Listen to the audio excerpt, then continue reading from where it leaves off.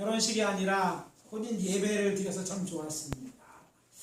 오늘 아침 우리가 함께 봉독한 본문에서 사도 바울은 자신이 예수 그리스도를 세상 사람들에게 중매하는 자로 살았다고 고백합니다.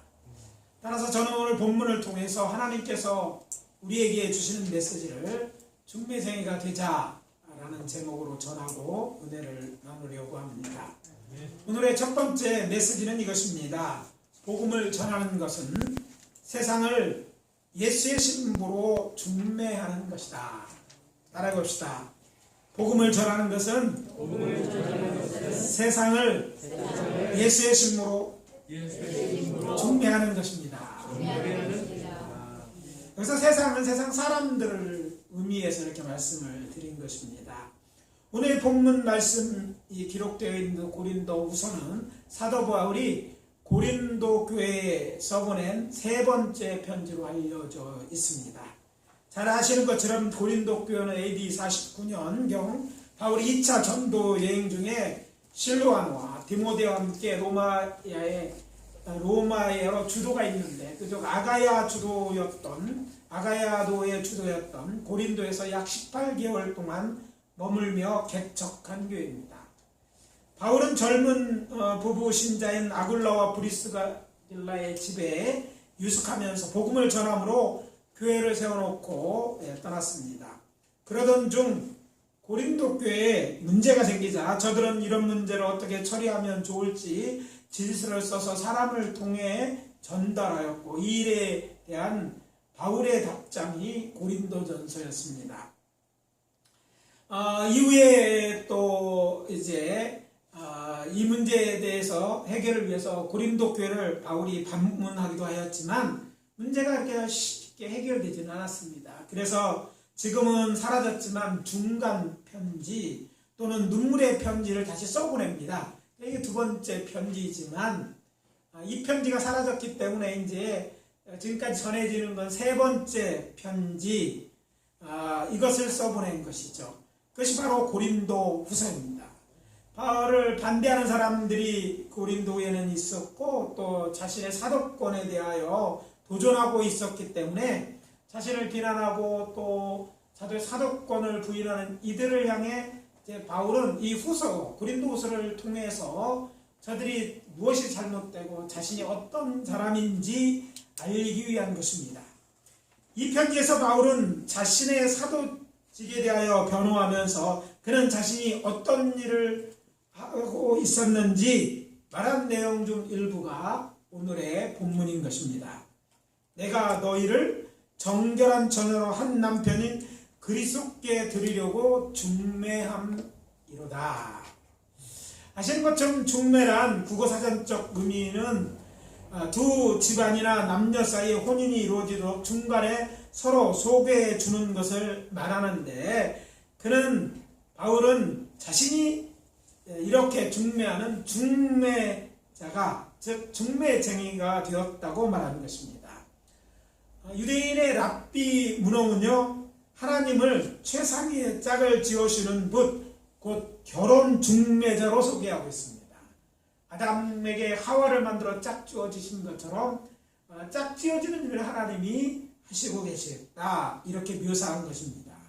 그런데 사도 바울 랍비 중 한 사람이었고 유대 문학에 전통했던 그는 이제 하나님이 아니라 자신이 중매자라고 묘사하고 있는 것입니다. 그렇다면 그는 누구와 누구를 중매하였다는 말입니까? 내가 너희 곧 고린도 교회와 예수를 중매하여서 너희로 예수 그리스도의 신부가 되게 하였다 이런 말이에요. 그러니까 예수 그리스도에 대해서 너희들에게 알게 하고 예수 믿게 해야 돼서 결국은 예수 그리스도의 신부가 되게 했다는 거예요. 그렇습니다. 교회는 예수께서 당신의 핏값으로 사신 신부입니다. 이것이 교회의 정체성입니다. 교회의 정체성이라는 것은 우리의 정체성. 우리는 누구인가? 우리는 하나님 나라 백성이고 하나님의 자녀이기도 하지만 동시에 예수 그리스도의 신부입니다. 이 사실을 우리는 잊지 말아야 되고 이렇게 세상 사람으로, 믿지 않는 사람으로 이제 예수에 대해 소개하고 우리 예수의 신부가 되게 하는 이 사람이 바로 중매쟁이라는 것입니다. 어린 양의 혼인 잔치에 대한 기록은 요한계시록 19장에 나옵니다.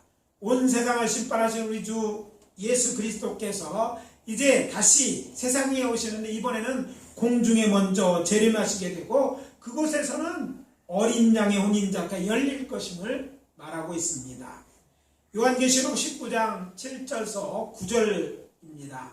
우리가 즐거워하고 크게 기뻐하며 그에게 영광을 돌리세. 어린 양의 혼인 기약이 이르렀고 그의 아내가 자신을 준비하였으므로 그에게 빛나고 깨끗한 세마포 옷을 입도록 허락하셨으니 이 세마포 옷은 성도들의 옳은 행실이로다 하더라. 천사가 내게 말하기를 기록하라. 어린 양의 혼인잔치에 청함을 받은 자들은 복이 있도다 하고 또 내게 말하되 이것은 하나님의 참된 말씀이라. 이렇게 말씀이 기록되어 있어요. 그때 깨끗한 세마포 옷을 입은 성도, 곧 정결한 그리스도인은 재림주이신 예수 그리스도의 신부가 될 것이라고 얘기합니다. 그리고 이 일은 아직 일어나지 않았습니다. 장차 주님이 이 땅에 재림하시기 전에 먼저 공중에 재림하게 될 것이요 그날은 혼인잔치하는 바로 우리가 신부가 되어서 예수 그리스도 신랑 되신 예수 그리스도 혼인하는 그런 기쁨과 축제 장소, 그런 연회가 열리게 될 것이라고 예언하고 있는 것입니다. 그렇다면 사람이 어떻게 정결한 그리스도의 신부가 될 수 있을까요? 예수 그리스도를 믿고 회개하면 죄사함을 하고 얻고 정결하게 될 뿐 아니라 그리스도의 신부가 됩니다. 예수께서 우리의 죄를 지시고 십자가에 죽으심으로 우리의 죄를 깨끗하게 하셨습니다. 따라서 우리는 예수가 여호와 하나님께서 세상에 보내신 구주이심을 믿고 그의 피로 깨끗함을 입으면 됩니다. 그리고 그렇게 되기 위해서 먼저 예수님의 세상의 구주이심을 들어야 하죠. 들어야지 믿을 거 아니에요? 그리고 예수 그리스도를 믿어야 합니다. 자신의 죄를 자복하고 예수님을 나의 주 나의 하나님 영접하는 일이 있어야지 신부로서의 자격을 갖추는 것입니다. 저는 우리 교회에 있는 이 자리에 참석한 모든 사람이 그리스도의 신부 되기를 원합니다. 신부 같은 사람이 아니라 결혼식에처럼 들러리가 아니라 신부가 돼야 돼. 그러기 위해서는 개인적으로 예수를 나의 주 나를 영접하는 사건이 있어야 됩니다.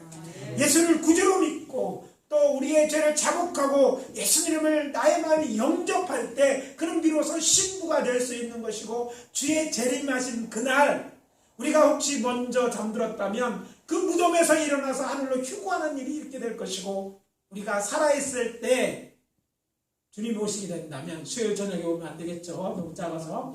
아무튼 우리 살았을 때 온다면 우리의 몸이 변하게 해서 휴거라고 하죠. 편하게 해서 하늘로 올라가게 될 것이고 그곳에서 그리스도의 신부로서 예수 그리스도 하나님의 어린 양과 결혼하는 일이 있게 될 것입니다. 이런 역사가 일어나면 첫 번이 중요해요. 첫 번째 단추, 옷을 입을 때 첫 단추가 중요하죠. 첫 단계가 있어야지 다음 단계로 넘어가기 때문에 중요한데 누군가 그 길을 세상 사람들에 알려야 들을 수 있고 들어야 믿을 수 있고 그래야지 혼친부가 되든지 만들지 할 수 있다는 거예요. 그렇게 세상에 우리에게는 구원이 필요하고 예수 그리스도께 구원의 길이요 생명의 길을 전하는 자가 있어야 할 것입니다. 이 길에 대해 세상 사람들에게 소리쳐 외치는 사람이 복음을 전하는 자인 것입니다. 이것이 전도입니다. 사도 바울은 이 일을 본문에서 신랑 되시는 예수 그리스도를 세상 사람에 중매하는 것이라고 말한 것입니다. 그래서 권면합니다. 우리도 바울처럼 이웃 사람들을 신랑 되신 예수님의 신부가 될 수 있도록 초청하시는 중매쟁이가 됩시다. 이게 우리가 정말 구원의 정체성을 얻었다면 우리를 구원하신 그 주님, 신부된 우리를 향한 주의 명령이고 초청이고 맡기신 일이기도 합니다. 그래서 이 중매장이가 되는 것, 이것은 굉장히 중요한 일이고 꼭 있어야 돼요. 왜? 우리가 중매장이가 돼서 예수에 대해 전해야만 돈 얻는 자들이 생길 수 있기 때문입니다. 들어야 믿지 않아요. 전하는 자가 없는데 어떻게 알고서 믿을 수 있을까요? 없다는 얘기죠. 결국 우리가 이 사명을 감당할 때만이 하나님의 나라는 정말 확장되어지고 그리스도의 신분은 많아지고 우리는 영원한 하나님의 나라에 설 때 부끄러움 없이 서게 될 줄 믿습니다. 그래서 우리가 정말 예수의 신부를 중매하는 자로 이제 신부가 되었을 거라 초청받았다는 의사죠. 그것이 우리의 해야 될 일임을 깨닫는 은혜가 있으시기를 예수 그리스도의 이름으로 축원합니다. 둘째, 우리에게 주시는 메시지는 이것입니다. 우리는 예수 그리스도의 신부로서 정결해야만 합니다. 따라해봅시다. 우리는 예수 그리스도의 신부로서 정결해야 한다. 이어지는 본문 3절입니다. 그러나 나는 뱀이 그 간계로 화를 유혹한 것 같이 너희 마음이 그리스도를 향하는 진실함과 깨끗함에서 떠나 부패할까 두려워하노라. 이 말씀 속에서 사도 바울이 고린도 교회에 대해 염려하는 것이 무엇인지 알 수 있습니다. 그것은 예수 그리스도의 신부인 교회가 장차 하나님의 어린 양이신 예수님과 혼인잔치에 참석하기 전에 신부로서 마땅히 지켜야 할 정절을 잃어버린 것입니다. 우리가 잘 알고 있는 말씀입니다. 예수님께서 제자들에게 너희 중에 하나가 나를 탈 것이라고 말씀하셨습니다. 제자들이 깜짝 놀라게 되죠. 그리고 그 말씀만 하시는 것이 아니라 자신이 떠날 것을 말씀하시게 되죠.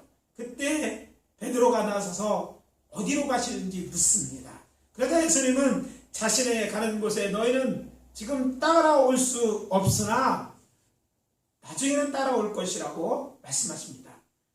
그 얘기를 듣고 나중에야 예수님을 다시 볼 수 있다는 이 얘기 때문에 근심하는 저들에게 주님 말씀하시죠. 근심하지 말라. 하나님을 믿으니 또 나를 믿어라. 나를 믿어. 이렇게 말씀하시고 난 다음에 이렇게 말씀하십니다. 내 아버지 집에 거할 곳이 많다. 그렇지 아니하면 너희에게 일렀으리라. 내가 너희를 위하여 거처를 예배하러 가노니 가서 너희를 위하여 거처를 예배하면 내가 다시 와서 너희를 내게로 영접하여 나 있는 곳에 너희도 있게 하리라. 이렇게 약속하셨습니다. 이게 요한복음 14장 2절 3절의 말씀입니다. 그런데 이 말씀에서 우리 많은 사람이 흔히 놓치는 거 있어요. 그러나 놓쳐서는 안 될 그 중요한 것이 있는데 이 약속은 제자들을 비롯한 이 말씀을 듣는 청중에 대해서 자신의 혼인에 대하여 말씀하고 있다는 사실입니다. 물론 자신의 어린 혼인잔치가 공중에 있을 것이다 이때는 말씀하지 않으셔요.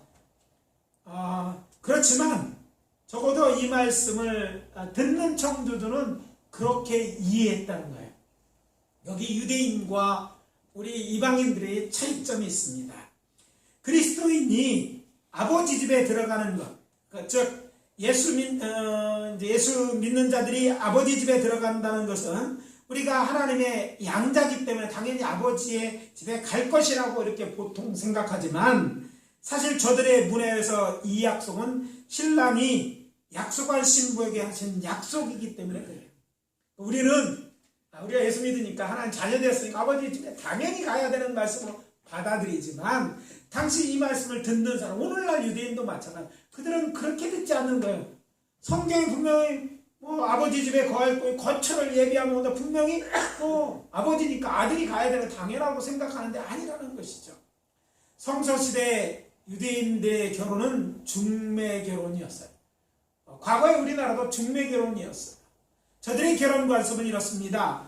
중매쟁이가 양가를 오가며 혼사를 이해하게 하고 그래서 합의하에 신랑 부모는 아들을 데리고 신부 집에 가서 결혼을 위해 합의합니다. 그러면 약혼이 성립되는 거예요. 공적으로 그의 아내가 되어지는 거지만 아직 혼인 예식이 끝나는 것이 아니에요.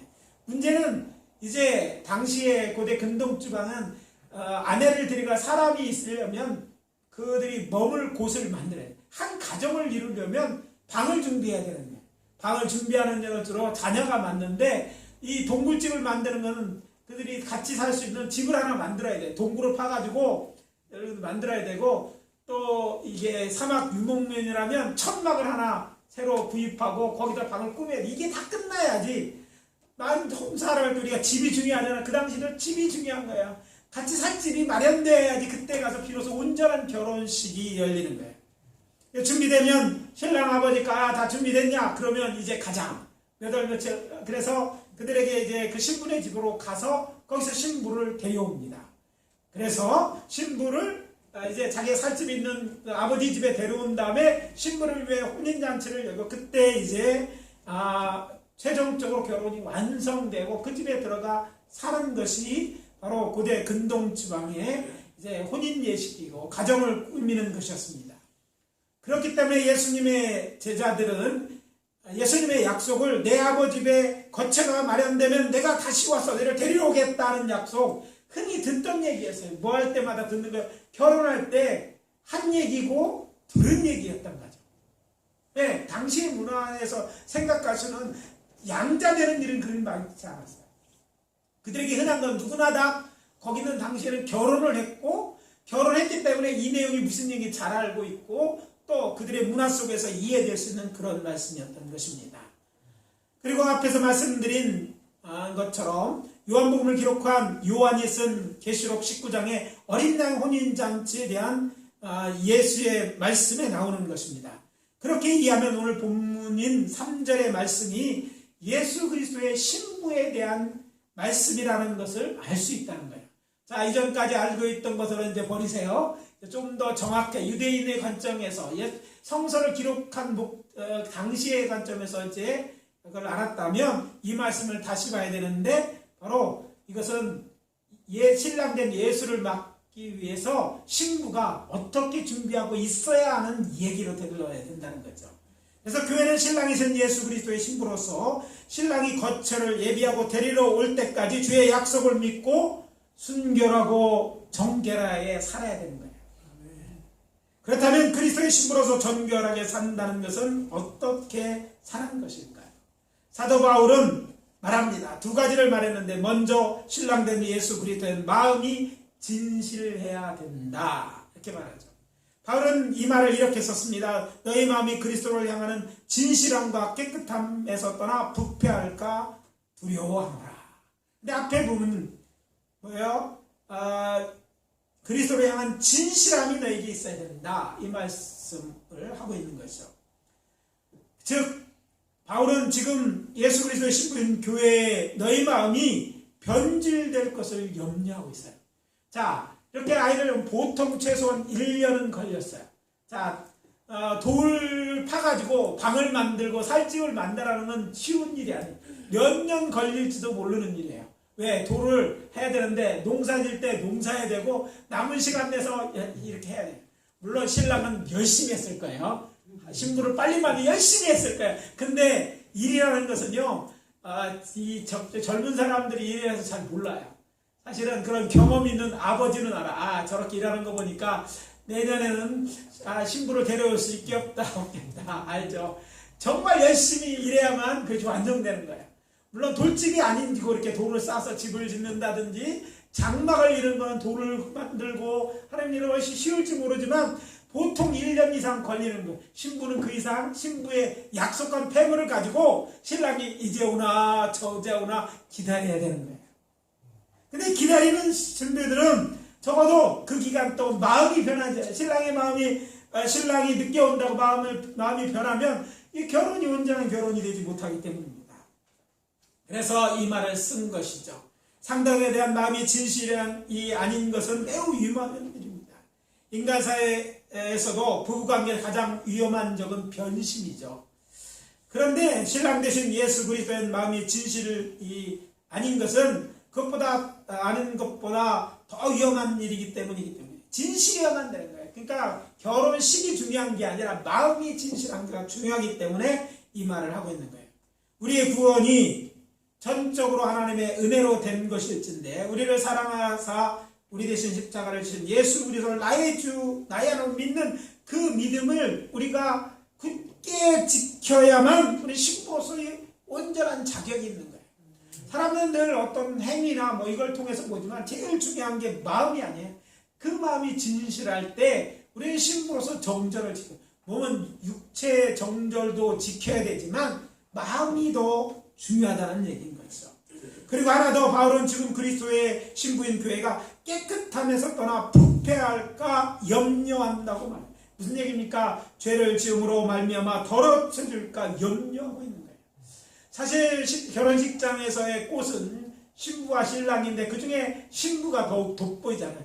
하얀 옷을 입고 제일 드러나는데 가장 아름다워, 가장 정결한 도로, 순결한 모습으로 서 있지 않습니까? 그러니까 그런 마음에 설레이고 결혼에 대한 기대가 큰 것이 사실입니다. 중요한 것은 우리 구원받은 것이 이 마음으로 된 거예요. 하나님의 은혜로 믿음을 통해서 했는데 그 믿음이 사라진다면, 정말 정작 중요한 믿음 때문에 구원을 얻는데 사라진다면 우리는 신부로서의 자격을 잃어버린 거예요.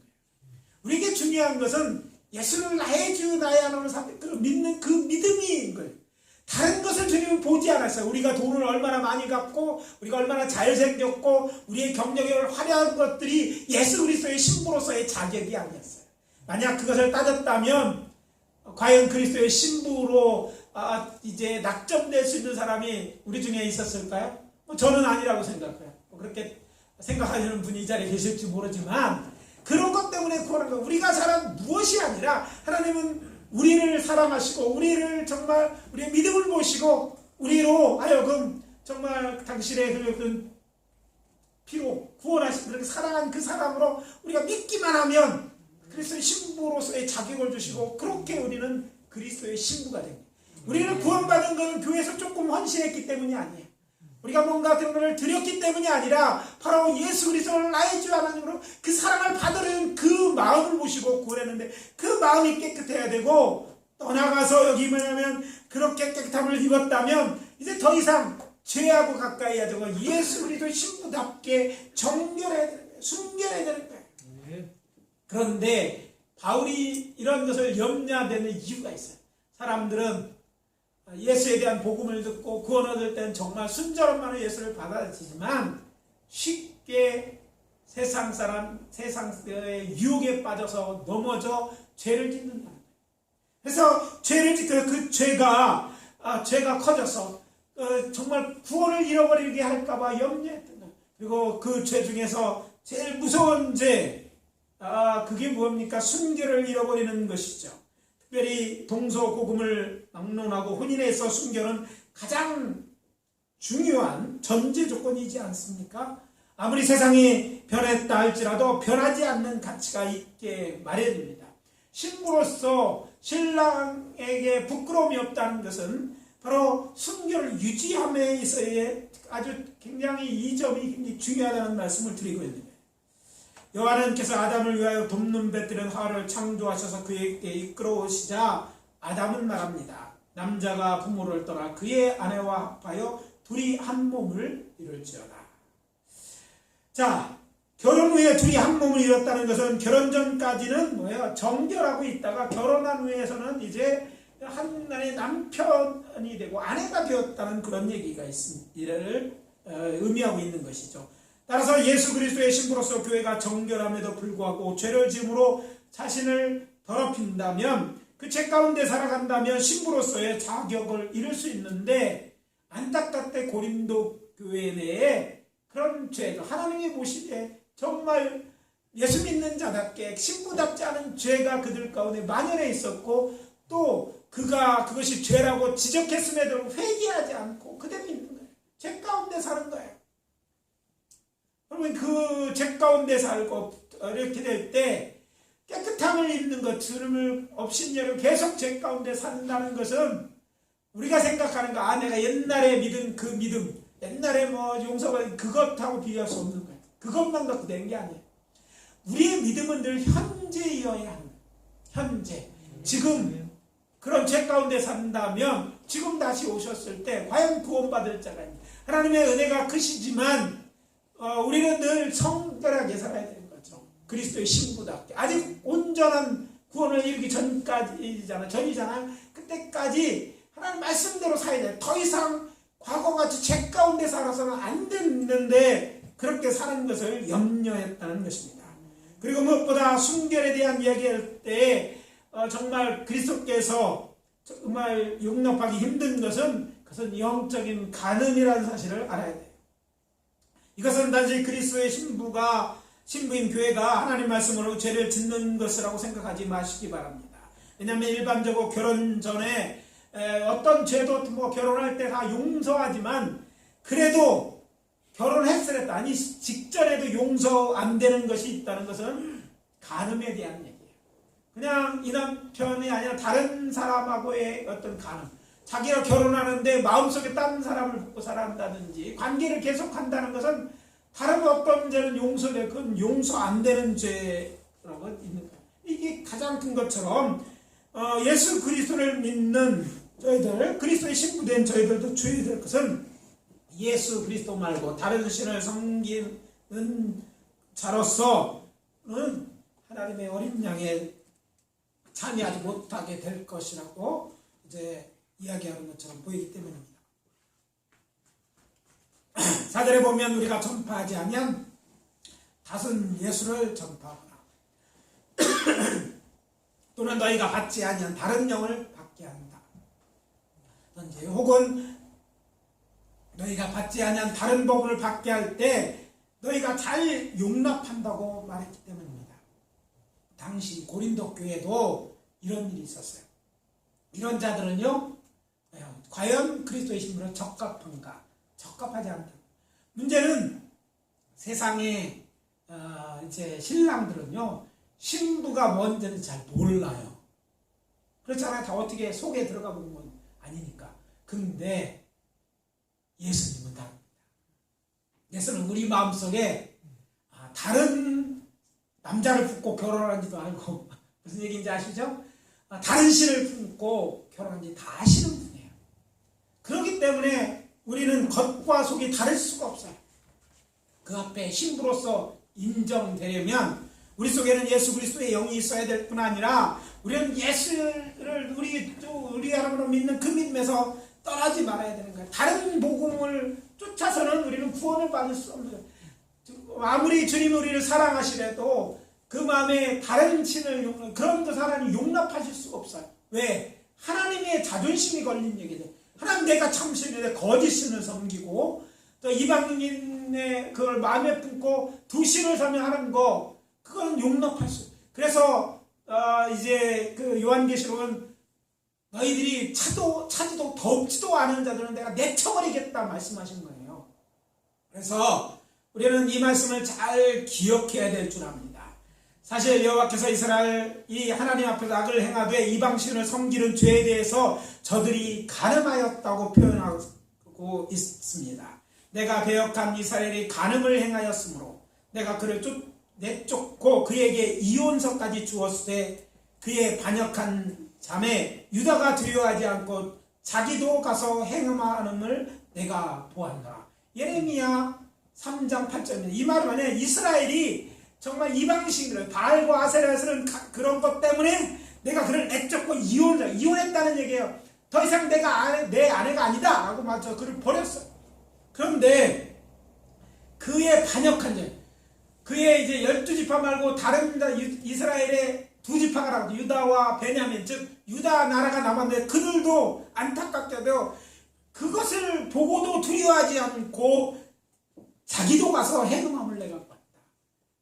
너희들도 이스라엘이 망하는 것을 보고도 하나님 내가 저들을 버린 것을 보고도 너희들도 나 왜 다른 신을 섬기느냐?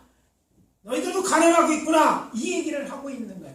그리고 이런 하나님의 지금 내가 버린다고 말씀하신 것처럼 결국 유다도 버림받아서 뭐예요? 바벨론에 망하고 많은 사람이 포로에 잡혀가지 않아요?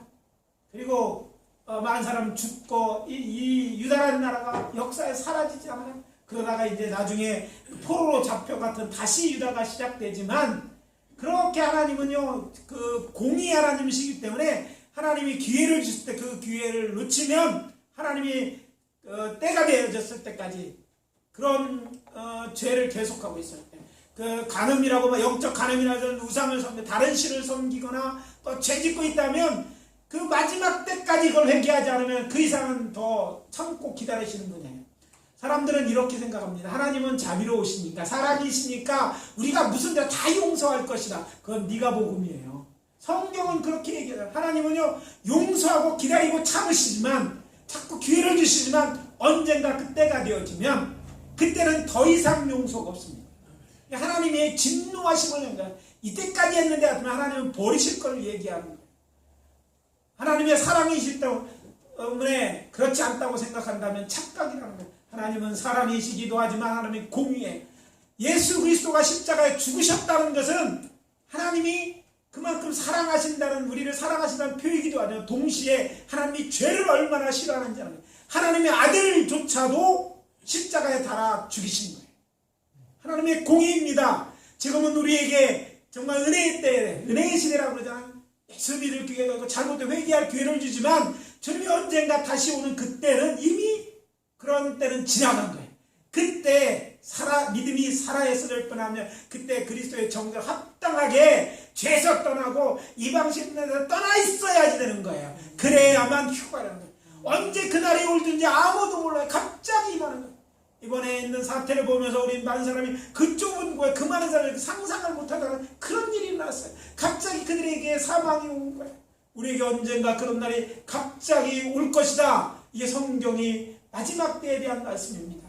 지금 이미 그 예언, 언제가 이런 일이 일어난 예언은 꽉 차고도, 그 증거는 차고도 넘칩니다. 언제 오셔도, 오늘 저녁에 오셔도 늦었다고 말할 수 없다는 거예요. 징조에는 가득하다니까요. 그렇다면 뭡니까? 늘 오늘이 마지막인 것처럼 뭐예요? 우리는 그리스도의 신부답게 준비하고 있어야 되는 거예요. 아멘.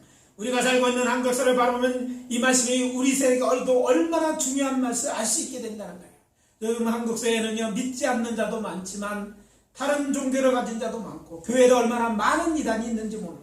따라서 우리가 이들을 경계하고 미혹에 빠지지 않는 것이 중요합니다. 지금 하와를 미혹한 옛뱀 사탄은 제때가 얼마 남지 않은 줄 알고 믿는 자라도 미혹하여 하나님의 말씀을 어기고 사망에 빠뜨리고 발악을 하고 있습니다. 그렇기 때문에 우리는 다른 복음을 전하는 자들과 다른 예수를 전파하고 가르치는 일, 다른 영을 받아들이는 이런 사탄의 미혹에 빠지는 일업들로 조심해야만 합니다. 꺼진 불도 다시 보자. 119 재난 안전대 예수방송 현수막처럼 그래야 할 것입니다. 영생을 얻는 길은요, 예수 그리스도를 믿는 것 외에 다른 길은 없습니다. 예수를 믿어 구원을 얻었습니까? 그 믿음을 지켜야 돼요. 정말 예수를 믿는다면 죄에서 떠나야 합니다. 악한 다른 신을 섬기는 일을 이젠 더 이상 해서는 안 되는 거예요. 그게 신부된 도리고, 그런 자만이 영원한 하늘나라에 들어가기 전에 이제 구원의 첫 번째 그 잔치인 어린 양의 혼인잔치에 참석하게 될 것입니다. 다 그 잔치 자리에 함께 신부로 참석하게 되시기를 예수 그리스도 이름으로 축원합니다. 마지막으로 복음을 전하는 일은요, 열심히 해야 하는 일입니다. 따라해봅시다. 복음 전하는 일은 열심히 해야 할 일이다. 오늘 본문에서 바울은 이런 말로 시작합니다. 내가 하나님의 열심으로 너희를 위하여 열심을 내노니. 중매자가 된다는 것은요, 결혼 정력이 이른 서로 모르는 남녀를 부부가 되게 하는 중매자기가 되었다는 말입니다. 아마도 이 자리에 계신 분들 연애와 중매 차이에 대해서는 잘 아시라고 생각해요. 연애는 더 어려운데 중매를 해서 결혼시키는 일은 성삭시가 여간히 힘든 일이에요. 그렇지만 심사롭게 정말 저를 결혼시키기도 한다면 두 집안이 열심히 오가면서 저들이 상대방의 좋은 감정을 거주할 수 있도록 도와줘야 돼요. 아마 여기 계신 분들 중에 자신이 중매를 서서 저 사람을 결혼시키는 경험이 있는 분도 계실 것입니다. 저도 제 친구와 교회에 함께 신앙생활하는 교회 자매를 서로 만나게 주저를 결혼시킨 경험이 있습니다.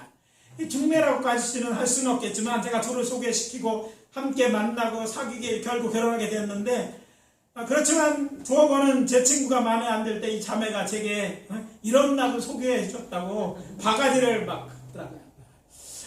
그런데 이제 그 딸이 결혼하는 결혼식장에 갔는데 거기서 제가 얘기를 했어요. 야, 이제 더 이상 그 얘기 하지 마. 중매는 끝까지 잘못하면 이게 말들을 그런 얘기더라고요. 어렵더라고요. 이 중매 해보려고 하지만 잘 안 돼 참 많죠. 그래서 옛날에는 중매는 잘해야 본전이고 탐뺨석대라고 말하지 않습니까? 그만큼 어려운 일. 본문에서 사도 바울은 내가 고린도 교회에 너희들과 주님을 교를 열심을 냈다. 어려워도 내가 열심을 냈다. 이런 얘기를 하고 있는 거예요. 열심을 냈다, 낸다라고 말해요. 이 말씀을 우리가 주의해야 될 것은요, 어린 양의 혼인잔치의 정결하심으로 혼인 예식일을 치를 때까지 열심을 지금 내고 있다는 표현으로, 즉 현재 진행형으로 바울이 말했다는 것이죠. 여기서 우리는 우리의 영혼 구원과 관련해서 저는 이렇게 말씀드렸습니다. 우리는 구원받았고 지금 구원받고 있는 중이고 장차 온전히 구원을 받을 것이다. 여기서 우리가 온전한 구원이라고 말할 때는 교회의 신랑인 예수 그리스도가 세상에 다시 오시는 날 공중 곧 하늘에서 어린 양의 혼인 잔치를 통해서 이루어질 것입니다. 그리고 그때까지 우리가 어떻게 살아야 하는지 마태복음 25장에 기록된 예수님의 제자들에게 하신 종말과 재림에 관한 말씀, 그래서 세 가지 비유로 말씀하셨죠. 열처녀의 비유, 달란트의 비유, 양과 염소의 불을 통해서 말씀을 살아가는 성들의 올바른 신앙 자세가 무엇인지 알 수 있어요. 오늘 뭐 이걸 다 말할 수는 없겠죠. 그런데 사도 바울은 이런 예수님의 말씀에 더하여서 마태복음 28장 그리고 19절 20절에서 예수님의 유언 같은 말씀을 전하고 있습니다. 너희는 가서 모든 민족으로 제자로 삼아 아버지와 아들과 성령의 이름으로 세례를 베풀고 내가 너희에게 분부한 모든 것을 가르쳐 지키게 하라. 이 말씀을 그가 어떻게 따르고 있는지 자신의 삶을 통해 우리에게 지금 도전하고 있어요. 내가 하나님의 열심으로 너희를 위하여 열심을 낸다. 이 말씀이 도전이라는 거죠. 구원을 위한 하나님의 열심이란 무엇입니까?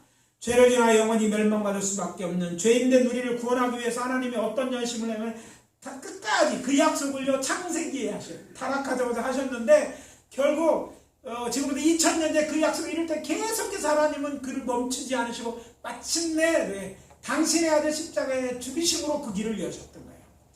아주 끈질기게 오랫동안 그런 열심을 갖고 일을 해서 하나님이 이루신 거예요. 자, 그것을 빗대어서 자기가 고린도 교회를 위해 얼마나 열심히 일했느냐에 대해서 뭐라고 말합니까? 내가 하나님의 열심을 갖고 이렇게 일을 한다고 말하잖아요. 내가 그런 열심으로 너에게 복음을 전했다고 얘기하는 거예요. 자, 여러분 복음을 전할 때 중매장이처럼 바울처럼 우리 이런 열심이 우리에게 있어야 될 줄 압니다. 한 사람 구원받는 일 쉬운 일이 아닙니다.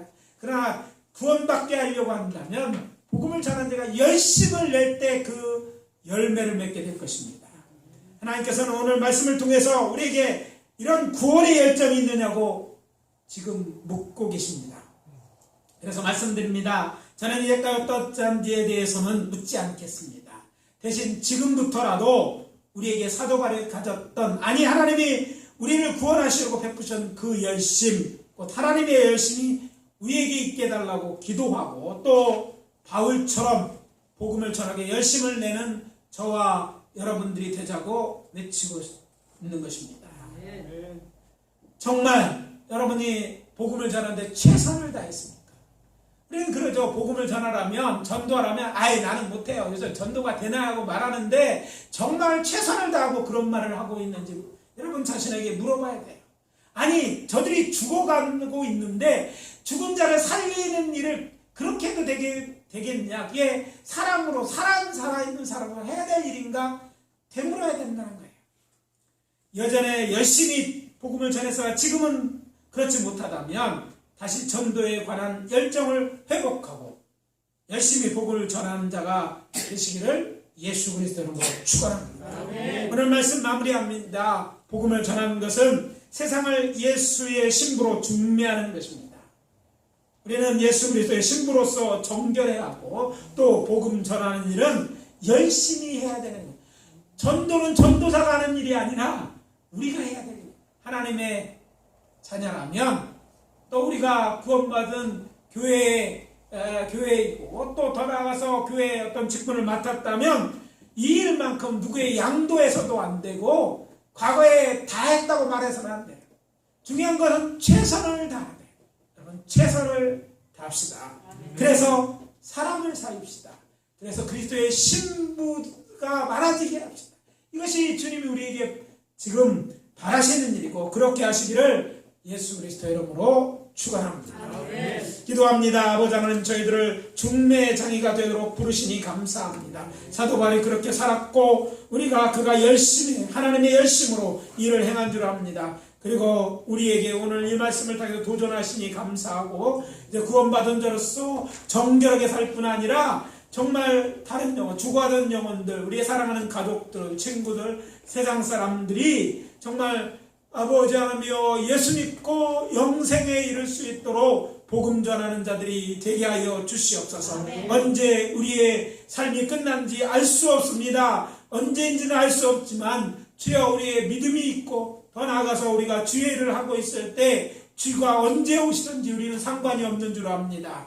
아버지, 이것이 지혜로운 삶이고 이것이 우리에게 바라는 삶인 줄 믿습니다. 복음 전하는 자, 정말 복음의 하나님의 열심을 갖고 중매장이들이 되게 하여 주시옵소서. 예수 그리스도의 이름으로 기도합니다. 지금은 우리 구주